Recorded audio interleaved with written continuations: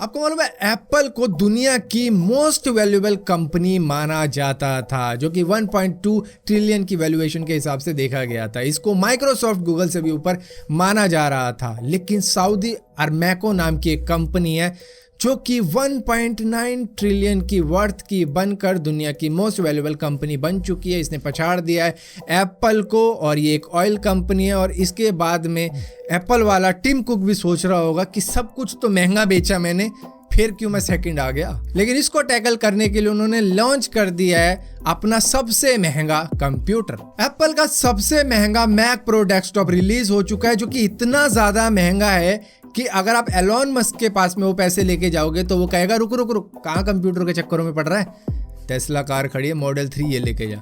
करीबन $52,600 का Mac pro desktop है, जो कि 38 लाख रुपए का हो जाता है अगर इंडियन करेंसी में कन्वर्ट करते हो। जहां पर आपको स्पेसिफिकेशन तो जाननी होगी, शायद बता देता हूं। इंटेल Xeon W प्रोसेसर लगाया गया है, जो कि करीबन 2.5 गीगाहर्ट्ज पे क्लॉक किया गया है। इसमें 28 कोर हैं, 56 थ्रेड्स हैं, जो कि करीबन 4.4 गीगाहर्ट्ज की बूस्ट दे सकता है फ्रीक्वेंसी को। और यहाँ पर रैम लगाई गई है करीबन 1.5 TB, जो होती है करीबन 128 GB की एक स्टैक, जो कि 12 लगाई गई है इसमें। और इसी के साथ साथ SSD लगाई गई है करीबन 2 TB की, 2 यानी कि हो गई 4 TB टोटल। और इसी के साथ साथ ग्राफिक कार्ड इसमें 2 लगाए गए हैं, 2 AMD Radeon Pro Vega 2। फिलहाल के लिए ये कंप्यूटर वैसे गेमिंग में भी यूज किया जा सकता है, लेकिन गेमिंग में तो ये ओवर पावर्ड हो जाएगा। लेकिन इसको वीडियो रेंडरिंग और एनिमेशंस के लिए बनाया गया है, लेकिन PUBG फिर भी लैग मारेगी, बता रहा हूँ। फिलहाल के लिए मेरा नाम है भारत शर्मा, आप देख रहे हो देखो इसको। आशा करता हूँ आज का दिन आपको बहुत अच्छा बीत रहा होगा।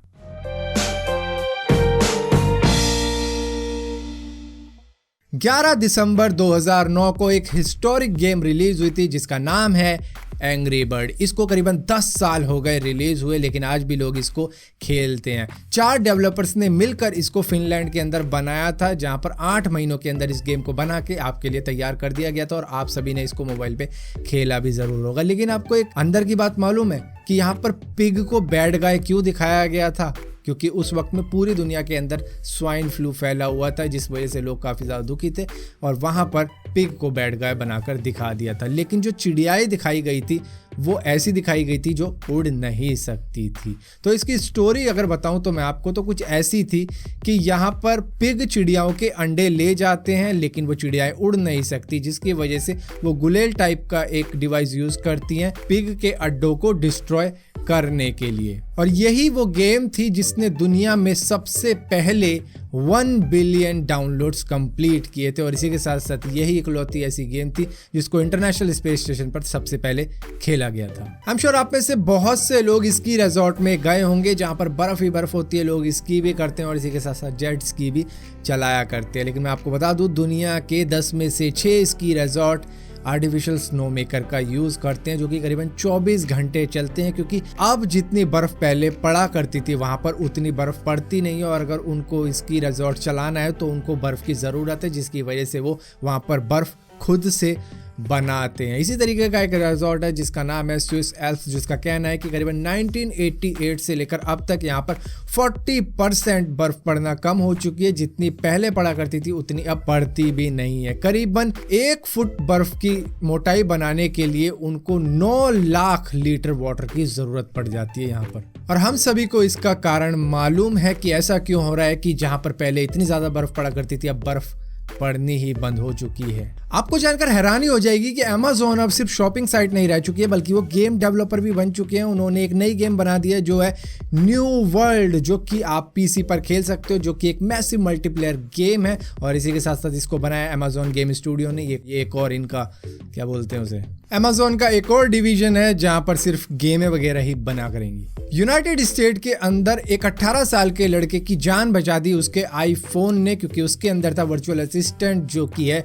शीरी। यहाँ पर हुआ क्या था कि ये कॉलेज जा रहा था, जहाँ पर इसकी कार डिसबैलेंस हो गई क्योंकि रास्ते में बर्फ थी और बर्फ में इसकी गाड़ी स्लिप हो गई, जिसके बाद में लुढ़कता फुड़कता ये सीधा रिवर में जा गिरा। और गिरने के बाद में इसे तुरंत ही एहसास हो चुका था कि अब शायद मरने का टाइम आ चुका है, क्योंकि इसकी गाड़ी अब धीरे धीरे सिंक हो जाती, मतलब डूब जाती। इसके पास कुछ ही मिनट रह गए थे, तो वहाँ पर इसको अपना फ़ोन भी नहीं मिल रहा था गाड़ी के अंदर। तो अब ये थक हार के गाड़ी के ऊपर खड़ा हो गया, ये सोच के कि भाई अब कोई बचाएगा तो ठीक है, वरना जय राम जी की। तो यहाँ पर इसके दिमाग में आइडिया आया कि फोन तो मिल नहीं रहा, क्यों ना मैं श्री को कमांड दूं जो थी श्री कॉल 911, जिसके बाद में श्री ने एक्चुअली में कॉल लगा दी 911 पे, जिसके बाद में पुलिस आई और यहाँ पर रेस्क्यू टीम ने इसको बचा लिया। तो यहाँ पर बेसिकली इसके दिमाग में आइडिया आ गया था कि क्या पता ये काम कर जाए, और काम किया। बेसिकली फोन तो गाड़ी में था लेकिन मिला नहीं, लेकिन फिर भी बड़ी बात यह है कि इसकी जान बच गई थी। पबजी मोबाइल के ऊपर अक्सर उंगलियां उठती रही हैं जब भी किसी की जान गई है, क्योंकि इन द एंड रीजन इसी को बनाया जाता है कि किसी बंदे ने कहा कि मुझे पबजी मोबाइल के लिए एक महंगा मोबाइल चाहिए, उसे नहीं दिलवा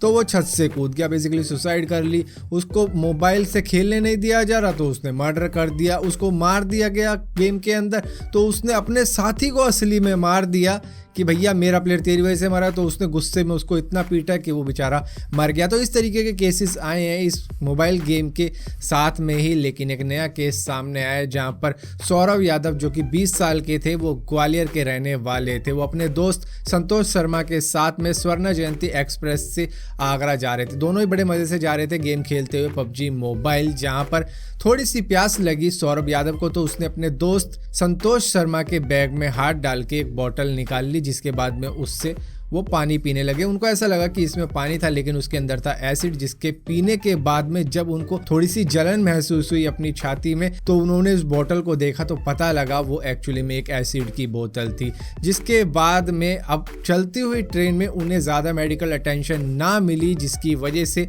उनकी जान ट्रेन में ही चली गई और जैसे ही ट्रेन आगरा में पहुंची तो वो डेड डिक्लेयर कर दिए गए थे। तो यहाँ पर उनका पूरा ध्यान पबजी मोबाइल के अंदर था और इसी तरीके का सेम इंसिडेंट छिंदवाड़ा में भी हुआ था, जहां पर वो किसी ट्रेन में नहीं थे, घर पे थे, जिसकी वजह से उनको तुरंत ही मेडिकल अटेंशन मिल गई थी, जहां पर उनकी जान बचाई जा सकी थी। तो यहाँ पर गेम में ज़्यादा ध्यान रहने की वजह से उनका कनेक्शन आउटसाइड वर्ल्ड से टूट गया, अपनी आसपास की सराउंडिंग से टूट गया, जहां पर उनको ज़्यादा ध्यान गेम में था कि कहीं मेरा प्लेयर ना मर जाए। तो देखो गेम तो दोबारा से रिस्टार्ट हो सकती है लेकिन लाइफ दोबारा से रिस्टार्ट नहीं होती। अब आपके दिमाग में आ रहा होगा कि ये एसिड की बोतल उसके दोस्त के बैग में कर क्या रही थी, जहां पर संतोष शर्मा एक ज्वेलर थे, वो एसिड की बोतल अपने बैग में रखे हुए। तो मे बी वो कोई ज्वेलरी लेने जा रहे थे शायद आगरा, लेकिन पुलिस ने उनको अरेस्ट कर लिया है कि तुम्हारे बैग में एसिड की बोतल आखिर आई कैसे पानी की जगह पर। तो यहाँ पर केस को हर तरीके से देखा जाएगा कि सौरभ यादव की मौत इस एसिड की बोतल को पीने की वजह से हुई थी या फिर इसको इंटेंशनली